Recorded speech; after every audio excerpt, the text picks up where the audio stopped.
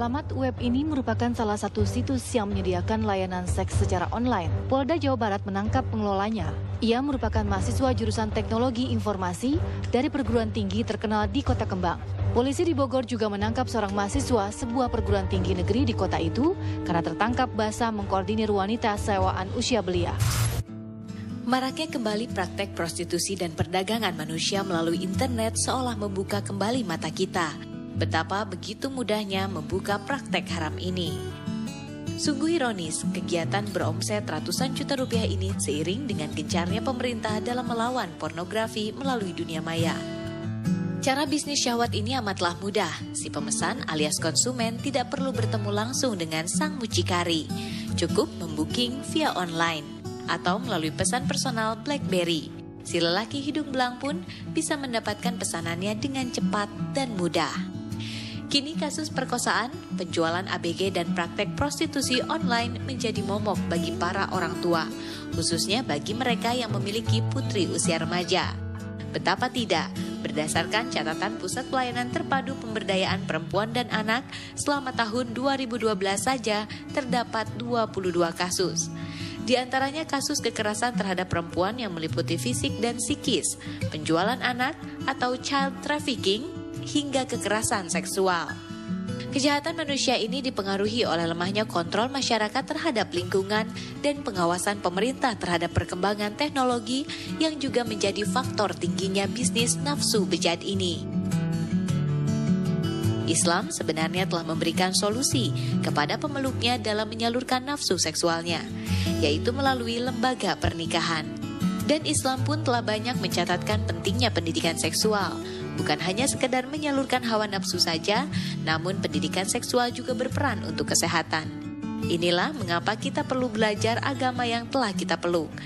Agama selalu memberikan solusi agar umatnya tak terjerumus dalam perbuatan yang Allah Subhanahu wa Ta'ala larang, supaya tidak terjebak dalam nikmat duniawi yang sesaat, bahkan bisa pula menyesatkan.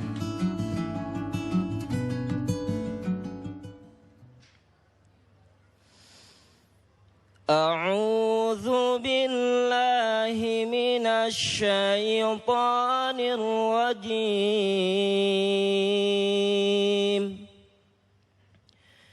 بسم الله الرحمن الرحيم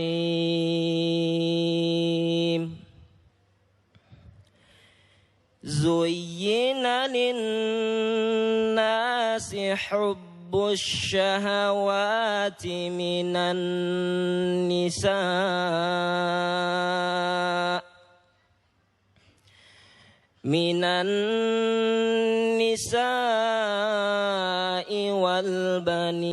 والبنين والقناطير المقنطرة من الذهب والفضة والخيل المسومة والأنعام والحرث ذلك متاع الحياة الدنيا والله عنده حسن المآب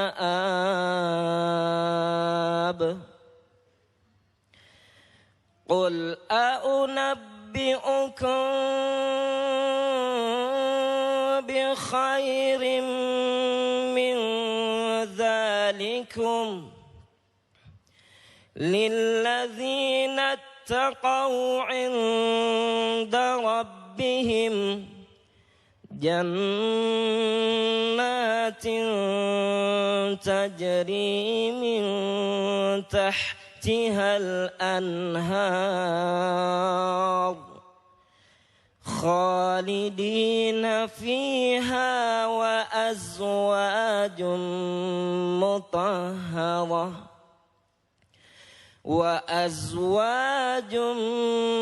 مطهرة ورضوان من الله والله بصير بالعباد.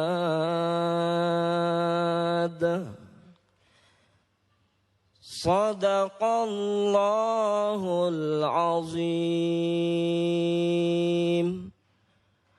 Assalamualaikum warahmatullahi wabarakatuh.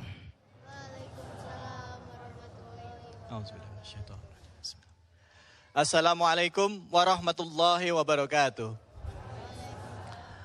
Alhamdulillahirabbil alamin. Puja dan puji kita panjatkan kepada Allah Subhanahu wa taala. Tidak lupa juga salawat dan salam kita berikan pada junjungan kita Nabi besar Muhammad sallallahu alaihi wasallam beserta keluarga, sahabat dan umat yang setia hingga akhir zaman. Pemirsa TV One dimanapun saja Anda berada, alhamdulillahirabbil alamin. Hari ini kita kembali lagi bersilaturahim dalam program Damai Indonesiaku, yang tentunya selalu setia menemani Anda setiap hari Sabtu dan Minggu, tentunya hanya di TV One dari pukul 1 sampai pukul 3 sore. Dan pada kesempatan kali ini, hari ini kita mulai agak sedikit terlambat, 1.30, tapi insya Allah nanti sampai pukul 3 kami akan tetap menemani Anda melalui program Damai Indonesiaku. Tadi sama-sama kita sudah menyaksikan VT tentang permasalahan yang akan kami angkat.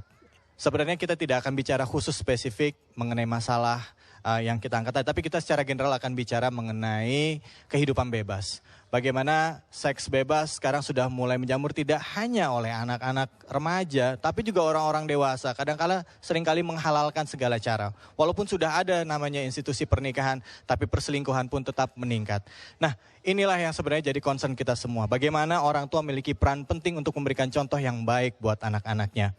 Kadang-kala dalam kehidupan yang serba materialistik, anak-anak yang hidup di kota Jakarta, mereka memiliki keterbatasan perekonomian tapi ingin juga hidup mewah. Akhirnya terpaksa masuk ke dalam jalur pelacuran dengan gaya mereka sendiri.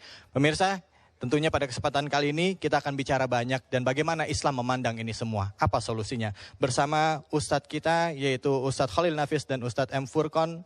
Dan pada kesempatan kali ini dari Masjid Al-Amin, inilah dia Damai Indonesiaku. Assalamualaikum warahmatullahi wabarakatuh. Waalaikumsalam warahmatullahi wabarakatuh. Alhamdulillahilladzi zayyana lin-nasi hubbasy syahawati minan nisa wal banina wal qanatiril muqantarati minadz zahabi wal fiddah. Wassalatu wassalamu ala Rasulillah wa ala alihi wa ashabihi wa mawala la haula wa la quwata illa billahil aliyil azim. Hadirin jamaah Masjid Al-Amin, pemirsa TV One rahimakumullah. Akhir-akhir ini kita disuguhkan informasi yang sangat mengkhawatirkan, yaitu berkenaan dengan prostitusi, seks bebas dan lain sebagainya. Tema kita kali ini berkenaan dengan pendidikan seks yang sehat menuju keluarga Islami. Bicara pendidikan seks kayaknya nggak enak saya ngomong depan ibu-ibu. Apalagi ibunya sudah tua-tua. Yang pasti bapak-bapak juga sudah pengalaman. Tetapi yang mendengarkan ini kan juga banyak di luar. Saya sebenarnya agak kikuk. Tapi ini demi kebaikan saya juga harus sampaikan.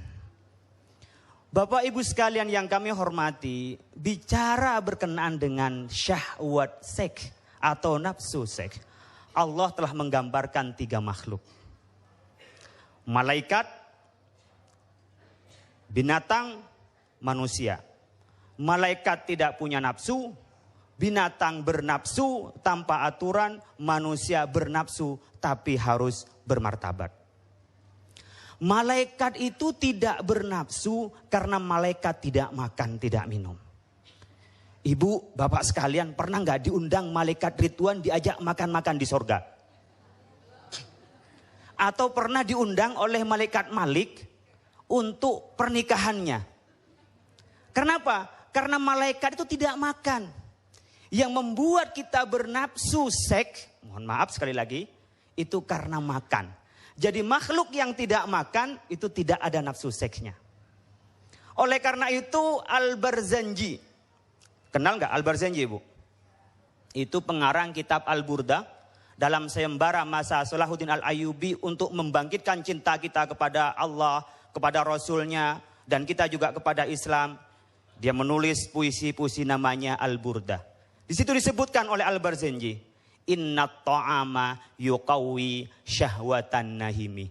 Makan itulah yang membuat nafsu binatang kita, nafsu syahwat kita itu tambah kuat. Maka kalau adik-adik yang keras itunya, syahwatnya kuat tapi tidak mampu, apa perintahnya? Fa'alaihi bisawm. Puasa. Karena puasa itulah yang menurunkan syahwat. Kalau makan terus itu yang membesarkan syahwat. Oleh karena itu malaikat tidak bernafsu karena tidak makan. Sebaliknya binatang. Binatang itu bernafsu seks karena makan. Dan nafsu seks seseorang tergantung cara makannya. Coba lihat ini. Dari cara makan. Cara makannya. Coba lihat begini nih. Baru lagi nih. Ahli Mas David begini nih. Jadi kita harus perbaiki cara makan kita dan apa yang kita makan. Ya. Hewan, binatang itu tidak pernah memilah dan tidak pernah memilih. Mau baik, mau tidak, mau bersih, mau kotor, mau halal, mau haram. Di mana saja. Di jalanan jadi makan. Tidak tahu punya siapa dimakan. Tidak pernah ada hak milik. Maka seksnya pun hewan seperti itu. Kita jalan ketemu anjing di jalan lagi perlu begituan. Gak malu. Ya anjing Ustaz, ya binatang. Ya karena makannya gak tahu malu tuh Mas David. Maka kalau kita ternyata kalau malam minggu, semalam saya ada undangan maulid Nabi. Kalau ada flyover gitu rame di pinggirnya itu loh. Ini saya mikir itu. Ini cara makannya juga cara rame-rame begitu. Akhirnya di pinggir jalan. Maka makan yang tidak teratur itu membuat seksnya pun juga tidak teratur. Oleh karena itu binatang tidak ada aturan makannya, juga tidak ada aturan untuk seksnya. Tidak pernah tahu soal family, tidak tahu istri orang, tidak tahu itu sudah bersuami. Pokoknya mau sama-sama mau jadi. Oleh karena itu hewan tidak ada aturan makan, juga tidak ada aturan nafsu seksnya. Yang ketiga, Oke, Ustaz, manusia. Sebentar. Yang ketiga Ustaz. Yang ketiga kita lanjutin lagi, boleh Ustaz? Ya, damai Indonesiaku. Baik, kita akan lanjutkan lagi. Tadi Ustaz round up bahwa tadi apa yang kita makan itulah dia. Kalau bahasa Inggrisnya you are what you eat. Tapi kita akan lanjutkan lagi tetap di Damai Indonesiaku.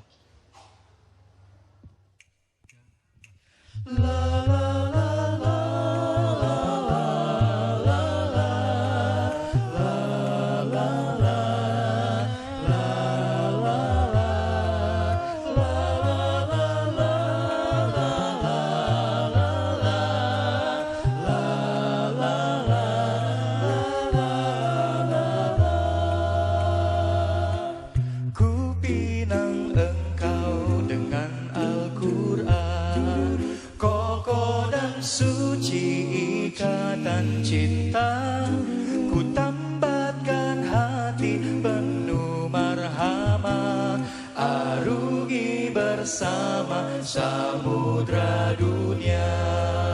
Jika terhempas di lautan duka, tegar dan sabarlah tawakal padanya.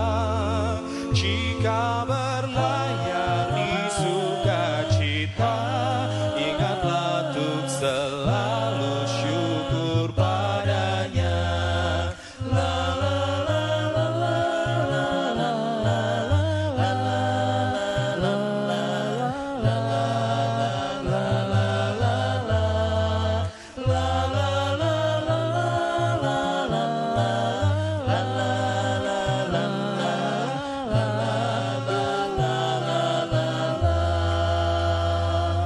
Ku pinang engkau dengan Al-Quran, kokoh dan suci ikatan cinta. Ku tambatkan hati penuh marhamah, arungi bersama samudra dunia. Jika terhempas.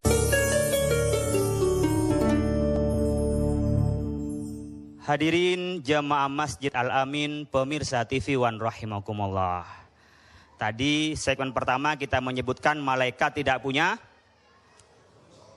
binatang hanya Yang ketiga adalah manusia. Manusia oleh Allah Subhanahu wa taala dikaruniai nafsu seks, dikaruniai akal, dan dikaruniai kolbu. Oleh karena itu nafsu seks manusia itu harus memilah dan memilih agar nafsu seks itu menjadi bermartabat, nikmat dan rahmat. Menjadi bermartabat karena kita menjunjung kemanusiaan kita. Menjadi nikmat karena kita bisa menyalurkan hasrat yang memang dianugerahkan oleh Allah Subhanahu wa taala. Menjadi rahmat karena kita bisa melangsungkan generasi, melangsungkan keturunan sehingga umat manusia terus berlanjut. Kalau kita sepakat semua manusia tidak ada yang menikah, saya yakin Bu, 200 tahun lagi manusia itu punah. Ya enggak Bu? Atau ngikuti sebelah sana di belahan dunia yang mengesahkan pernikahan sejenis. Mau main apaan, mau olahraga apaan itu Bu nikah sejenis. Yang terjadi adalah punah semua. Maka nafsu seks tadi yang harusnya bermartabat, nikmat dan rahmat, ketika terjadi penyimpangan maka menjadi laknat dan menjadi kesengsaraan. Fenomena upamanya aborsi. Ta'udzubillah min dalik. Siapa yang tidak senang Bu ketika istri kita hamil lalu melahirkan? Bangga kita, senang kita, bersyukur kepada Allah. Karena hasilnya dari perbuatan sah. Tapi ketika hamil melahirkan tidak dengan cara yang sah bermartabat, maka yang menjadi ruwet, sumpek dan macam sebagainya dibuang, naudzubillah min dzalik dan lain sebagainya. Karena apa? Karena jalannya yang harus bermartabat itulah dilalui dengan cara yang laknat, yang terjadi adalah kesengsaraan. Kalau tadi ditayangkan, ternyata motifnya yang lain ketika kita menyalurkan seks.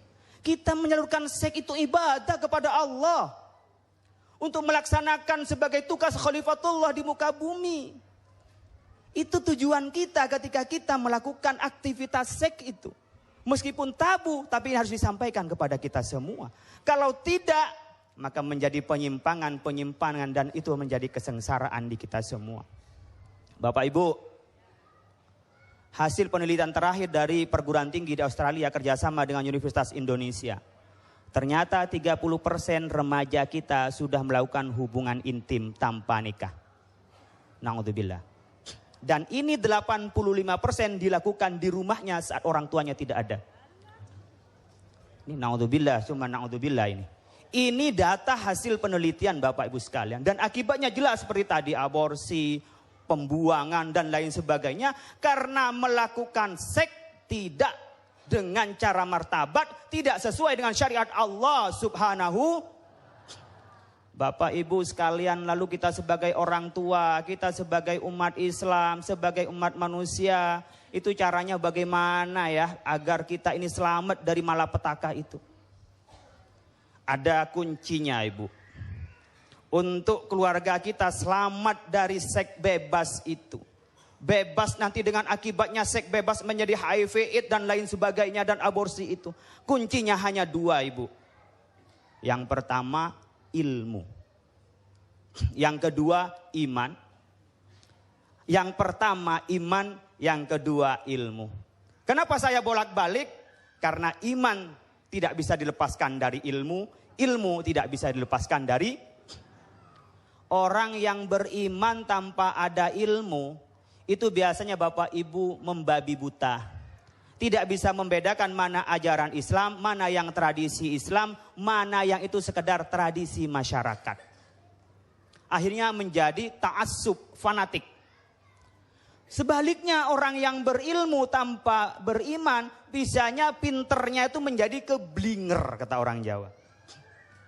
Pinternya itu hanya untuk membuat kerusakan, membuat kehancuran, bukan malah membangkitkan atau membangun peradaban manusia. Oleh karena itu iman dan ilmu harus sambung. Bapak Ibu, kalau kita punya keluarga tidak perlu kita pantau, tapi berilah di sana pengawasan iman. Jangan sampai keluarga kita di rumah dibelai, di luar membelai yang lain yang bukan pasangan yang sah. Na'udzubillah. Apa yang bisa mengawasi itu pasangan kita? Iman kepada Allah Subhanahu wa ta'ala. Yang kedua, ilmu. Bagaimana mengimplementasikan iman di dalam kehidupan sehari-hari. Itu harus dengan ilmu. Sekarang kita lihat Islam mengajarkan apa, Ibu? Dalam pendidikan seks itu apa? Pendidikan yang bisa mengerti soal tubuh dan seksualitas. Bagaimana perkembangan tubuh pada saat balik, ada perubahan bagi laki-laki berotot, bagi perempuan sudah nampak kewanitaannya, diberitahu nanti ada haid, ada nifas dan lain sebagainya. Itulah pendidikan seks namanya. Oleh karena itu kita harus ajari mereka itu tentang pertama aurat. Ini harus kita perhatikan soal aurat. Kadang-kadang kita berpakaian harus menutupi aurat katanya. Laki-laki itu minimal menutupi dari pusar sampai lutut. Perempuan itu untuk yang lain seluruh badan kecuali muka dan telapak tangan. Ditutupinya benar-benar ditutupi, bukan hanya dibalut. Coba lihat, ditutupi pakai tapi kentat, gini-gininya itu kelihatan. Lalu pakaian yang panjang begitu tapi tembus pandang. Seperti kena radar. Yang ketawa berpengalaman. Ini sudah pernah terjadi di zaman Rasulullah sallallahu alaihi wasallam, anna Asma bint Abi Bakrin, bahwa Asma putri Abu Bakar pernah dakhalat ala Rasulillah sallallahu alaihi wasallam, pernah datang pada Rasulullah, wa alaiha syabun riqaqun, dia pakaian yang transparan. Fa'aradu anha, Rasulullah itu berpaling. Waqala, dan Rasulullah berkata, innal mar'ata idza balagatil mahidhah, kalau sudah haid, perempuan kalau sudah haid, kita nyebutnya akil baligh, la tasluhu ayyura illa hadza wa hadza wa asyaru ila wajhihi wa kaffaihi. Perempuan kalau sudah mukallaf, sudah akil baligh, tidak boleh ditampakkan dari dirinya kecuali mukanya. Allah, Rasulullah memberikan isyarat pada dirinya sendiri dan kepada tangannya. Hanya dua yang boleh kelihatan. Selain itu harus ditutupi. Yang menutupinya benar-benar ditutupi. Kalau kita remang-remang itu tambah asoy, Pak, ya. Kayak tambah gimana gitu. Saya kalau udah ngomong begini Mas David pingin pulang. Ini kalau kita menutupi aurat, kita harus menutupi aurat. Karena apa? Karena kita ini berawal dari pandangan. Kalau ada orang mengatakan saya mau nutupi aurat mau tidak urusan saya, ini badan saya, tubuh saya akan bilang saya mau memandang mau tidak ini urusan mata saya, ingin memandang yang baik. Makanya kita hurriyatus syahsi mahdudatun bi hurriyatil ghairi. Kebebasan seseorang dibatasi dengan kebebasan orang lain. Oleh karena itu dia punya kewajiban menutupi, kami punya hak memandang yang baik. Begitu juga perempuan kepada laki-laki, laki-laki juga kepada perempuan. Oleh karena itu hal-hal yang akan menjadi pornografi, pornoaksi, sebagaimana fatwa dalam MUI. Sekarang kan tidak harus manual begini, sudah digital, Bu. Bisa melihat internet, bisa melihat gambar, bisa dijual tanpa kita ketemu. Ini harus kita cegah. Pemerintah harus mencegah, masyarakat harus mencegah, kita harus semuanya mencegah. Kalau ini bisa diminimalisir, maka aurat bangsa kita bisa tertutupi. Tapi kalau aurat kita tidak ditutupi, maka aib bangsa ini akan terbuka kemana-mana. Dan malapetaka, na'udzubillah min dzalik, akan terkena kepada kita semua. Na'udzubillah. Selanjutnya, damai Indonesiaku. Ya baik, kita akan lanjutkan lagi Ustadz. Kalau bicara mengenai aurat atau misalnya perempuan menggunakan jilbab gitu, kadang-kadang ada orang yang beranggapan kayak tadi Ustadz bilang bahwa wah ini orang kuno nih ya gitu. So ada yang kayak gitu, kenapa sih harus ditutupin semuanya, cukup sebagian aja ditutupin ya kan, ntar gak modis, gak kelihatan cakep gitu. Ibu-ibu kan pengen kelihatan cantik ya Bu ya. Boleh nggak tetap misalnya kita tutup aurat kita tapi kita tetap kelihatan cantik, tetap berdandan gitu. Ya tapi nanti jawabnya Ustadz ya. Selain ini Ustadz akan menjelaskan juga bicara mengenai pernikahan di dalam Islam. Dan juga bagaimana supaya kita tetap bisa menutup aurat kita dan juga tetap kelihatan cantik, enak dipandang mata terutama oleh suami. Jangan kemana-mana, tetaplah di Damai Indonesiaku.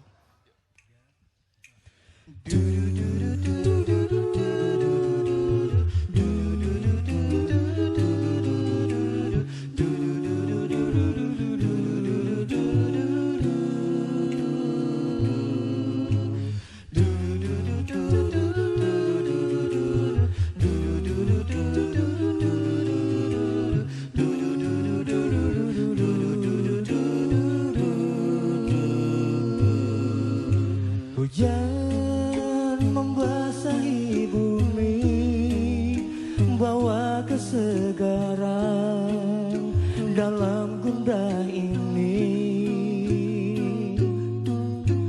hapus semua kedukaan yang pekat menyelimuti jiwa yang menghamba, dan sujud padamu untuk harap limpah ampunan dalam doa ini. Sesejuk angin yang berhembus kala tersadar limpah kasih-Mu, tumbuhkan benih syukur, ya Allah yang Maha Pengasih. Bimbinglah jalan hidupku untuk selalu tuju pada ridho-Mu. Oh, oh, oh, oh, oh, oh, oh, oh,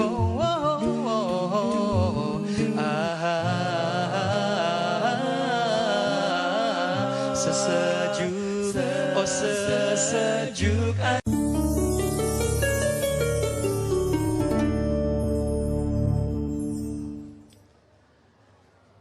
Ya pemirsa, kita kembali lagi di Damai Indonesiaku. Buat Anda yang baru saja bergabung, kita bicara mengenai masalah yang terjadi di seputar kita. Ya, tadi sudah disampaikan, bicara mengenai seks bebas, bicara mengenai pelacuran, prostitusi dan segala macam. Islam semua sudah mengatur. Tadi sebelumnya Ustadz Khalil Nafis menyampaikan manusia itu memiliki tanggung jawab yang besar. Ya, pada saat bisa mengontrol nafsunya ditentukan dari apa yang dia makan. Nah itulah yang membedakan. Dan juga ada benteng berikutnya untuk bisa mengelola nafsu kita, yaitu namanya pernikahan. Nah untuk selanjutnya yang akan menjelaskan mengenai bab pernikahan ini sudah ada Ustadz Furqan. Assalamualaikum Ustadz. Waalaikumsalam warahmatullahi. Fadol, silakan. Terima kasih, jazakumullah khair. Bismillahirrahmanirrahim. Assalamualaikum warahmatullahi wabarakatuh.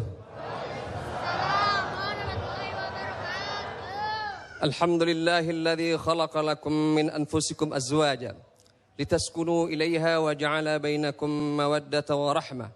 Ashhadu an la ilaha illallah wahdahu la syarika lah wa ashhadu anna Muhammadan abduhu wa rasuluh. Allahumma salli ala Muhammadin wa ala alihi wa sahbihi wa man walah, amma ba'd. Jamaah Masjid Al-Amin yang senantiasa menjaga kehormatan dirinya, rahimakumullah, serta pemirsa TV One dimanapun Anda berada. Bapak dan Ibu yang dimuliakan Allah, ibu-ibu yang cantik jelita, apa yang benar? Dan bapak-bapak yang tampan rupawan, dulu. Rahimakumullah, mari kita jaga ketampanan dan kecantikan kita abadi di sisi Allah. Saya mengatakan ini berdasarkan dalil Al-Quran. Tubuh fisik kita akan mengikuti sunnatullah. Kita akan mengikuti siklus alam. Sebagaimana digambarkan dalam Al-Quran, kita dilahirkan, kemudian tumbuh kembang, menjadi dewasa, dan akhirnya mencapai masa tua. Dan kemudian fisik kita pasti akan melewati fase-fase itu. Karena itu kalau kita hanya mengandalkan kecantikan fisik, kita akan cepat kecewa. Benar nggak Pak? 3 bulan kan itu ya? Cuma 3 bulan kan fisik itu ya? 3 bulan atau 6 bulan? Artinya kalau cuma mengandalkan fisik, maka kita akan kecewa. Tapi kalau kemudian kita meyakini sepenuhnya, nah inilah kemudian yang dijelaskan dalam Al-Quran, bab yang dinanti-nanti oleh banyak anak-anak remaja dan jangan-jangan bapak-bapak sekalian yang ada di sini. Bab pernikahan, Pak. Waduh, kan udah nikah Ustaz bapak-bapak. Ya siapa tahu nambah lagi. Waduh. Ini kata orang konon, inilah ibadah yang paling nikmat. Benar atau betul? Ibadah. Kata ibu-ibunya salah Pak. Salah ya, Masya Allah. Pertanyaannya ke anak muda aja, jangan ke bapak-bapaknya lagi. Ke bapak-bapak ini ya. Subhanallah, di dalam Islam penyaluran syahwat sebagaimana yang dikatakan oleh Ustadz Khalil, ya, itu dinilai oleh Allah sebagai ibadah. Sehingga ada seorang sahabat bertanya, "Ya Rasulullah, mengapa kemudian yang namanya pernikahan disebut ibadah?" Rasulullah balik bertanya, "Bagaimana seandainya dia menyalurkan kepada yang haram?" Dia akan berdosa ya Rasulullah. Karena itu menghindari dosa. Menghindari dosa bahagian dari ibadah. Subhanallah. Namun demikian, di dalam Islam ada tata cara, ada prosedur yang harus kita fahami agar kita kemudian membangun rumah tangga lewat pernikahan ini menjadi rumah tangga yang selamat dunia dan akhirat. Rumah tangga yang pernah didirikan oleh orang-orang terdahulu yang mulia, utamanya Rasulullah Sallallahu Alaihi Wasallam. Di dalam sebuah hadis Rasulullah SAW menyampaikan kepada kita, ya ma'syarasy syabab, dalam rangka mencegah kita dari berbagai godaan seksual tadi, sebagaimana yang tadi dibahas bahwa betapa banyaknya peluang potensi yang ada di sekitar kita ini. Maka bagi anak muda, mengapa anak muda? Karena ini adalah tahap di mana mereka paling tinggi kemampuannya, luar biasa dorongannya. Karena itu Rasulullah mengkhususkan kepada anak muda, ya ma'syarasy syabab, man istata'a minkumul ba'ah falyatazawwaj. Barang siapa di antara kamu sudah sanggup memberikan nafkah, maka menikahlah. Ini hadis ini sebenarnya ada implikasinya. Itu artinya kalau kita mendidik anak, terutama laki-laki, itu dipersiapkan sampai dia bisa memberi nafkah. Jangan cuma sekolah terus, S1, S2, S3, S-coret. Ternyata nggak bisa memberikan nafkah. Masih bergantung pada orang tua, udah sampai S-coret padahal itu. Tidak, orientasi dalam Islam itu orientasinya amal. Ya, lebih bagus jadi, mohon maaf ini, pedagang sate, kelihatannya memang wah kurang berpendidikan, tapi bisa memberikan nafkah, itu lebih baik. Karena boleh jadi orang ini akan terhindar dari ya zina karena dia punya kemampuan untuk memberikan nafkah kepada keluarganya. Subhanallah. Nah, ini yang barangkali salah kaprah yang perlu kita perbaiki dalam pendidikan kita.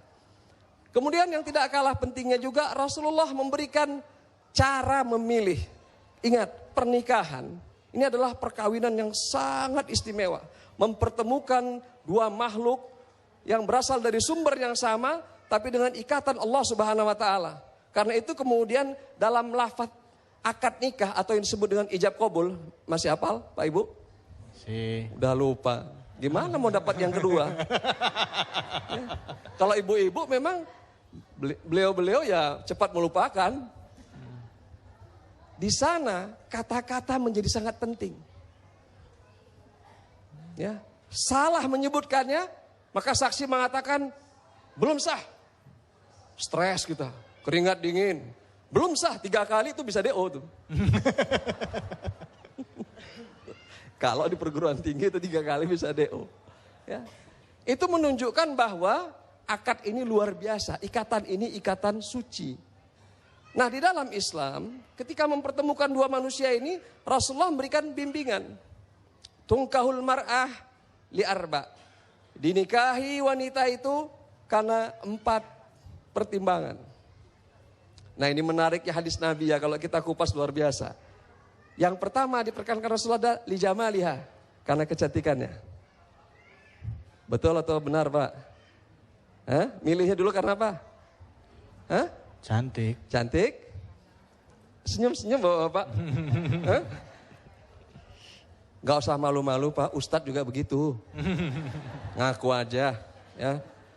Ustadz juga begitu, karena kita manusia. Tapi kemudian Rasulullah mengatakan, menggambarkan ada lagi sebab lain. 5 liha karena hartanya. Karena kedudukannya. Dan yang terakhir Rasulullah berikan kriteria ini luar biasa. Karena agamanya. Dan mengapa agama diletakkan di urutan terakhir? Ini juga luar biasa. Ya. Karena ini memang subhanallah. Secara manusiawi rata-rata orang tadi saya katakan itu lihat fisik dulu. Hanya segelintir orang yang langsung loncat karena agamanya. Ya. Itu segelintir orang. Kalau dibuat survei di sini nih, takutnya terbuka semua rahasia ini. Terus sebabnya apa? Tapi kalau seandainya kita buat survei, sebagian besar karena faktor-faktor fisik tadi. Karena kecantikan, karena hartanya, karena kedudukan, ya, karena nasabnya dan sebagainya. baru kemudian loncat karena agamanya. Nah, kenapa kok yang terakhir itu agama, Ustaz? Tapi nanti jawabnya, Ustaz. Baik, damai Indonesiaku. Sabar ya, buat yang pengen tahu jawabannya jangan kemana-mana. Ustaz, selain nanti Ustaz menjawab itu ada satu pertanyaan juga, Ustaz. Ini sebenarnya pertanyaan buat kita semua. Katanya dengan pernikahan bisa membentengi kita dari perbuatan zina. Tapi kenapa, Ustaz? Cukup banyak orang yang sudah menikah, tapi juga jadi pelanggan prostitusi juga. Baik, Tetap di Damai Indonesiaku. Ya.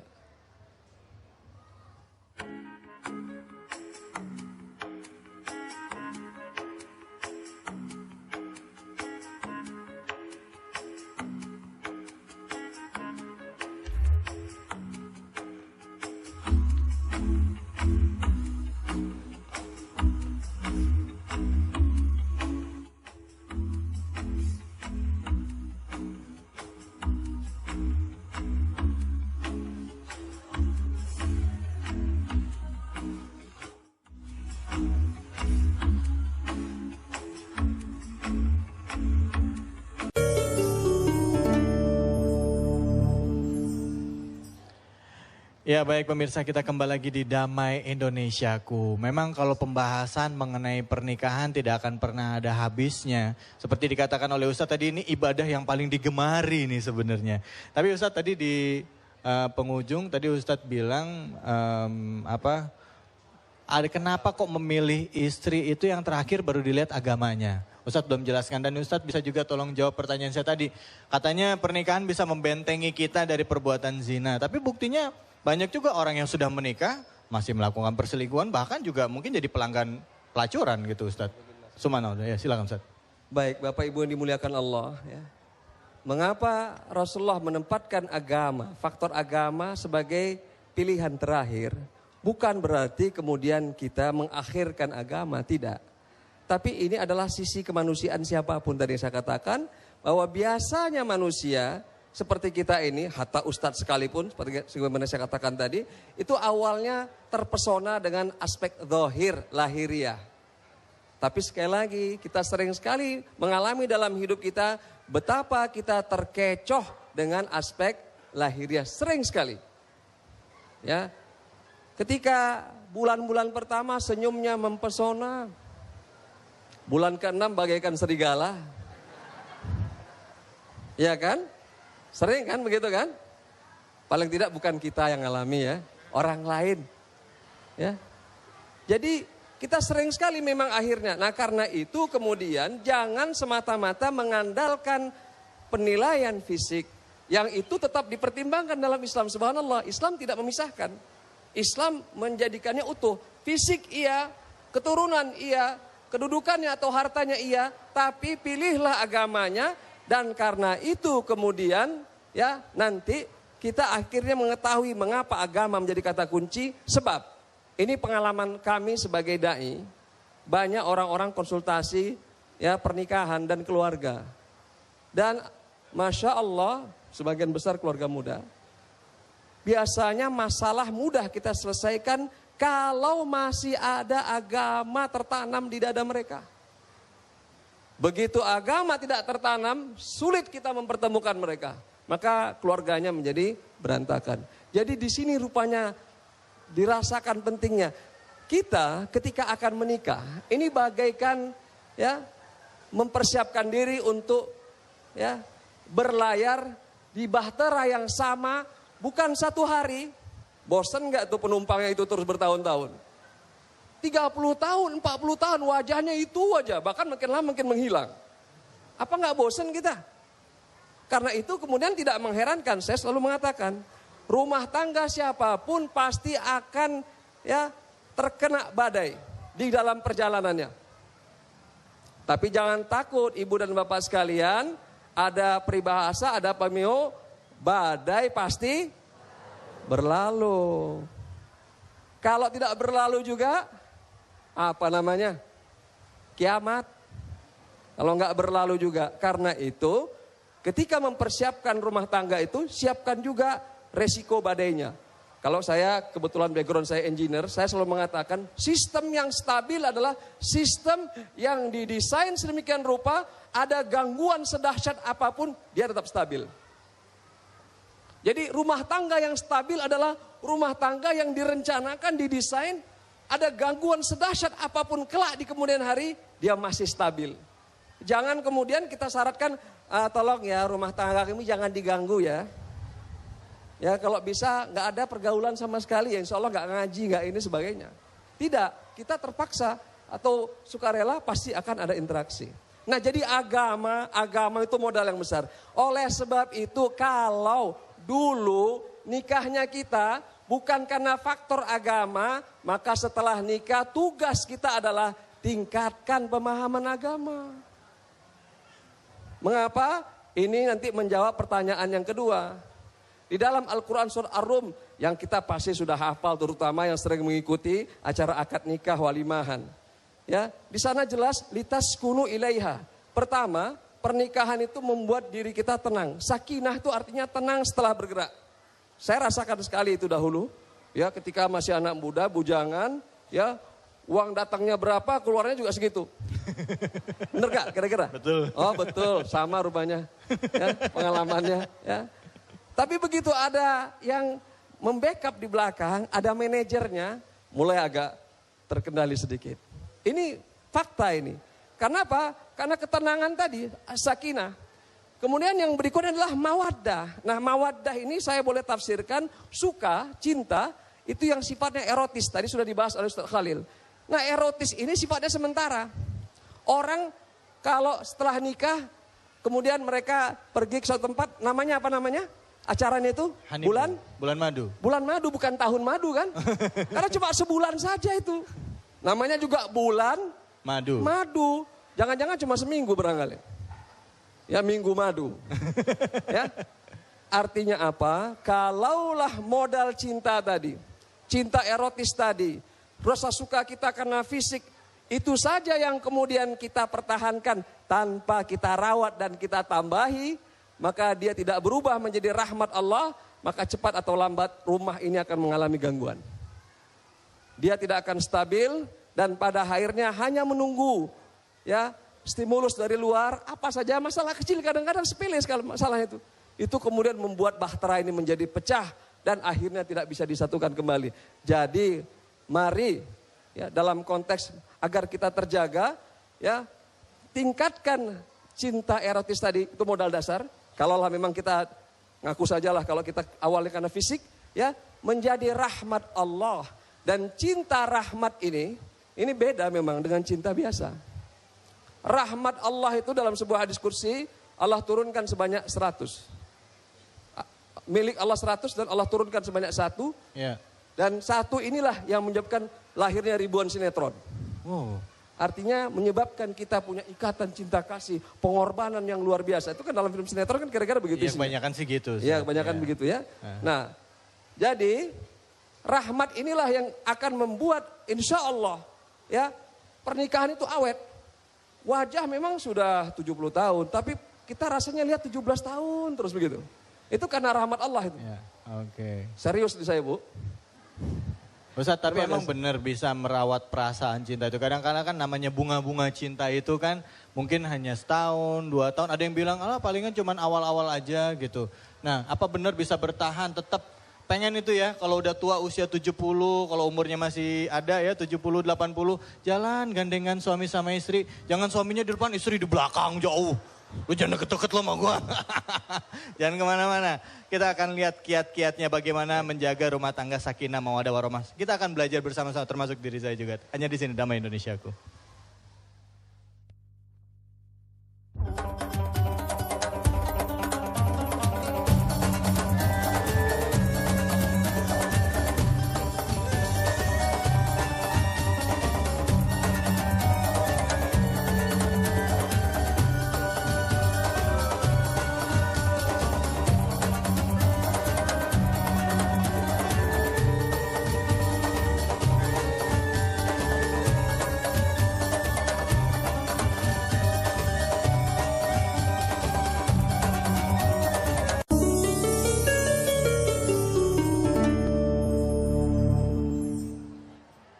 Ya, kita kembali lagi ke Damai Indonesiaku. Walaupun kali ini kita siaran hanya 1,5 jam, tapi kami tetap memberikan kesempatan buat ibu-ibu dan bapak-bapak yang mau bertanya mengenai tema kita kali ini, bicara pernikahan. Ya, silakan ibu-ibu yang mau bertanya siapa? Langsung nama dan langsung pertanyaannya. Ya, monggo Bu, silakan.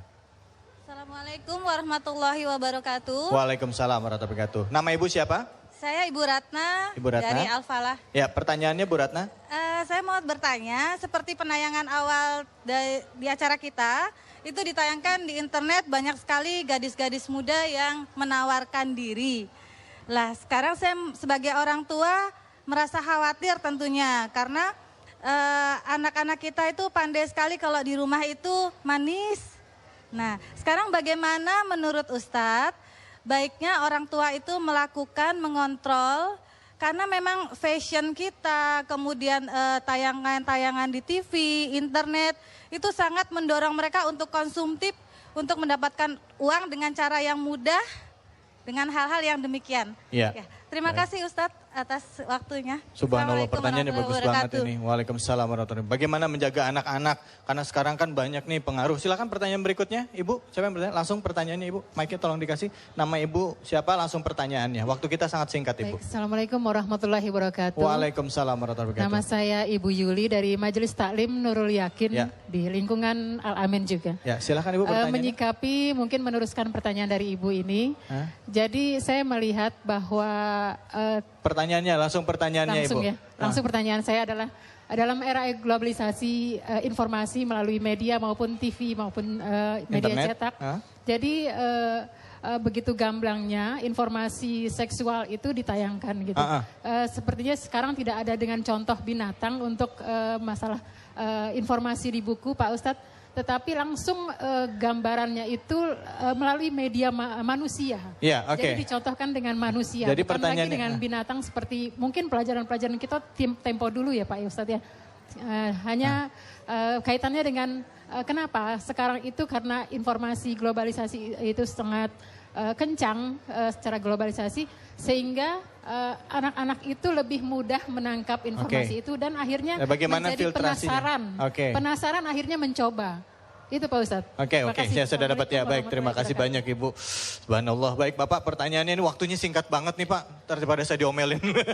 Assalamualaikum warahmatullahi wabarakatuh. Waalaikumsalam. Bapak namanya Pak siapa Pak? Nama saya Aldian. Yang mau saya tanyakan bagaimanakah hukumnya apabila seorang suami telah berselingkuh, berzina, kemudian dia bertobat, tobatan nasuha. Apakah dia tetap dirazam di akhirat nanti? Assalamualaikum warahmatullahi wabarakatuh. Wow, ini pertanyaannya luar biasa nih. Kalau laki-laki berselingkuh, berzina, hukumannya apa? Aduh. Astagfirullahaladzim. Ustadz silakan Ustadz, jawab pertanyaannya Ustadz. Terima kasih Ibu. Pak maafin Ustadz, ini berzina ya, bukan nikah lagi ya Pak ya? Berzina Pak. Oh berzina ya. Oh alhamdulillah. Baik. Jadi kita tidak mungkin menghindari perkembangan teknologi. Menyalahkan itu sama saja dengan sebenarnya membunuh peradaban. Islam mendorong teknologi. Tapi kemudian kita harus mengatur teknologi menjadi alat bantu kita. Karena itu kemudian kata kuncinya untuk bisa menghindari lewat berbagai gadget. Ya, kita bisa katakanlah kawal mereka di rumah, tapi kemudian mereka punya teman, punya HP. Lewat HP saja sudah cukup buat mereka untuk mengakses segalanya sekarang ini. Nah karena itu pertahanan paling baik justru ada di dalam. Beri senantiasa pemaknaan kepada anak sejak dini bahwa gambar atau apapun yang tadi jelas-jelas itu bukanlah gambaran yang benar tentang yang disebut dengan seksual dan sebagainya, itu selalu diberikan pemaknaan dan sekaligus kemudian keteladanan. Itu insya Allah ya anak karena sejak dini itu biasanya meniru, maka kemudian dia akan terhindar karena pemaknaan itu ada di dalam. Jadi sekali lagi benarlah Al-Quran yang kita dianjurkan pertama kali harus kita tanamkan adalah akidah. Akidah itulah yang menyebabkan pemaknaan dia terhadap nilai atau kemudian apa yang dia saksikan itu kemudian dianggap oh ini enggak mengasihkan. Orang mengatakan, malah dia mengatakan ih ini jorok sekali, ini menjijikkan. Dari mana dia tahu dia menjijikkan? Karena pemaknaan yang dimasukkan ke dalam dadanya. Nah, jadi sekali lagi kata kuncinya adalah terpulang kepada pendidikan. Nah, ini yang jadi PR kita karena pendidikan kita sering sekali kita titipkan hanya kepada guru tapi kita kurang berperan. Saya kira demikian dong. Ya, jadi peran serta orang tua begitu penting. Jadi ibu yang jangan kalah sama anaknya Bu. Kalau anaknya ngerti komputer, ibu harus lebih ngerti lagi. Jangan sampai dibawain sama anaknya ya Bu ya. Oh, begitu Ustadz ya. Silakan baik Ustadz pertanyaan berikutnya yang kedua. Ustadz. Nah, bagaimana cara mengontrol anak kita? Mari aja anak-anak kita komunikasi dengan kita. Jangan sampai komunikasi dengan orang yang di luar kita. Ajak berbicara, berilah pengertian, pendidikan seks tentang bagi siapa dia bisa dibuka, bagi siapa untuk ditutup. Jangan sampai hal-hal yang berubah dalam fisiknya nanya kepada orang lain. Berilah pemahaman dari orang tua. Sehingga orang tua menjadi orang yang pertama bagi anak-anaknya. Bukan nanti mencari pada temannya malah keliru, mencari menjadi coba-coba dan lain sebagainya. Orang tua tanamkan akidah, tanamkan pengetahuan. Sebenarnya bagaimana menyikapi pertumbuhan tubuh. Bagaimana cara kita juga menyikapi tubuh dan lain sebagainya. Termasuk bagaimana kesehatan reproduksi, hamil, melahirkan, haid dan juga nifas sebagainya. Ibu Yuli berkenaan dengan globalisasi. Tadi Ustadz Furqan menyampaikan kita tidak menolak terhadap kemajuan. Tapi kemajuan itu alat, bukan tujuan. Oleh karena itu kita bisa memilah mana yang baik, mana yang buruk. Dan itu bisa kita sampaikan kepada anak-anak kita, kepada keluarga kita. Sehingga kita mengambil sisi positifnya dari perkembangan-perkembangan zaman itu. Bukan mengambil sampah-sampahnya dari perkembangan-perkembangan teknologi dan IT itu. Pak Aldian nanya soal hukum. Ini berkenaan dengan kemampuan kita untuk menyerap agama Islam. Siapapun yang bermaksiat itu masih muslim selagi tidak syirik kepada Allah. Jadi apapun dosanya, sepanjang itu tidak menyekutukan Allah, itu akan diampuni oleh Allah. Yang penting taubatan nasuha. Taubatnya bukan tobat sambal. Selesai tobat, besoknya ngulangin. Bukan, jadi tobat benar-benar tobat, menyesal. Bagaimana caranya? Benar-benar menyesal dan setelah itu diikuti dengan perilaku-perilaku yang lebih baik. Dibarengi dengan perilaku-perilaku yang berbuat baik kepada orang lain. Insya Allah, Allah akan mengampuni. Dan kalau Allah mengampuni, insya Allah kita akan diridhoi oleh Allah subhanahu wa ta'ala. Ya Ustadz, itu tadi kalau laki-lakinya yang selingkuh. Kalau istrinya yang selingkuh gimana Ustadz? Tapi nanti jawabnya Ustadz ya. Oh, penasaran langsung. Baik, setelah ini kita akan berdoa bersama dan juga nanti akan simpulkan. Ustadz, sebenarnya mungkin pertanyaan tadi bisa dimasukkan juga dalam kesimpulan dalam hubungan rumah tangga Ustadz ya. Jadi jangan kemana-mana, tetaplah di Damai Indonesiaku.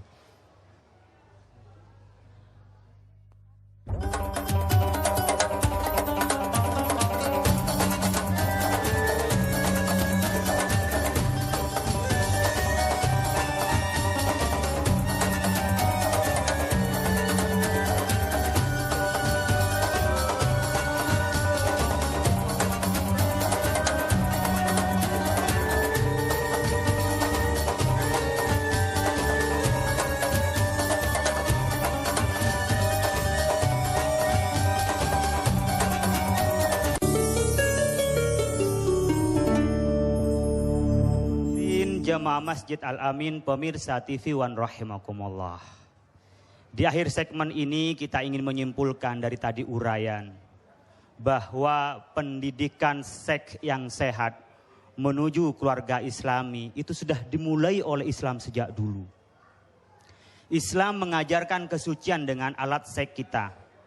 Kita diperintahkan oleh Allah Subhanahu wa taala untuk khitan bagi laki-laki. Wajib hukumnya. Dan bagi perempuan hukumnya adalah makromah. Karena apa? Demi kebersihan dari diri kita. Dari kebersihan itu akan melahirkan kesucian. Dan dari kesucian itu nanti akan melahirkan kebenaran di dalam tindakan-tindakan kita. Kita bisa melihat Bapak Ibu sekalian, ketika kita hubungan intim dengan pasangan yang sah, dengan suami, dengan istri kita. Kita diperintahkan oleh Islam untuk mandi. Tidak cukup bersih dan tidak cukup luarnya saja, tetapi harus suci. Kenapa? Ada namanya mandi besar, itu harus niat.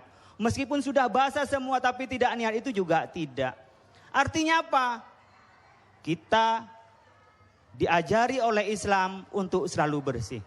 Dengan ini akan kita menapak, ditutupilah agar lebih suci, tidak diombar kemana-mana, tidak diberikan kepada siapapun, menjadi bagian yang umum bisa dilewati oleh siapapun, tetapi khusus dengan pasangan kita saja. Sehingganya awalnya yang suci, berakhirnya pun juga suci.